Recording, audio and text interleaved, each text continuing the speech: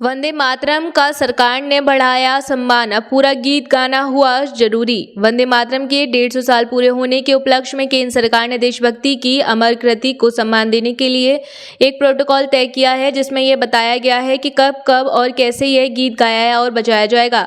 वंदे मातरम को national anthem बनाने पर चर्चा तो संविधान सभा में हुई, लेकिन इसे स्वीकार नहीं किया गया।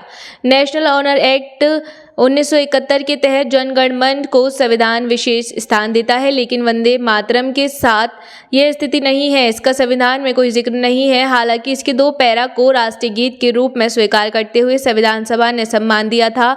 केंद्रीय गृह मंत्रालय ने 28 जनवरी के आदेश के अनुसार अब जब भी वंदे मातरम और जन गण मन एक साथ बजाए जाएंगे तो पहले वंदे मातरम का गायन होगा, उसके बाद ही जन गण मन गाया जाएगा। केंद्रीय गृह मंत्रालय के निर्देश में कहा गया कि जब भी राष्ट्रीय गीत वंदे मातरम गाया जाएगा तो इसके लिए 6 छंद पहले गाए जाएंगे।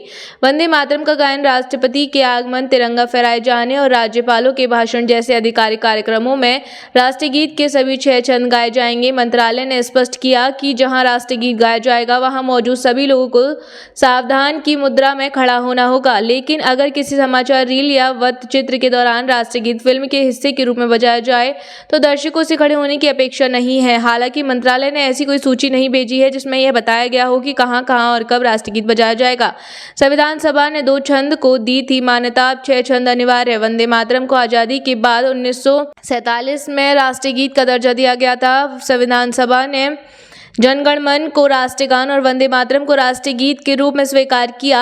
2 पद या जिसे छंद कहा जाता है आधिकारिक रूप से स्वीकार किया। इसके आगे के छंदों को स्वीकार नहीं किया गया, क्योंकि आगे के छंदों में भारत को माता के रूप में मानकर उसकी सुंदरता, शक्ति और समृद्धि का वर्णन है। संविधान सभा में बहस के दौरान ये बात कही गई थी कि चूंकि भारत एक सेकुलर देश है, उन्हें उनका धर्म नहीं देता है। गृह मंत्रालय के नए आदेश भी इस बात के लिए किसी को बाध्य नहीं किया गया है कि वंदे मातरम का गायन सबके लिए अनिवार्य है।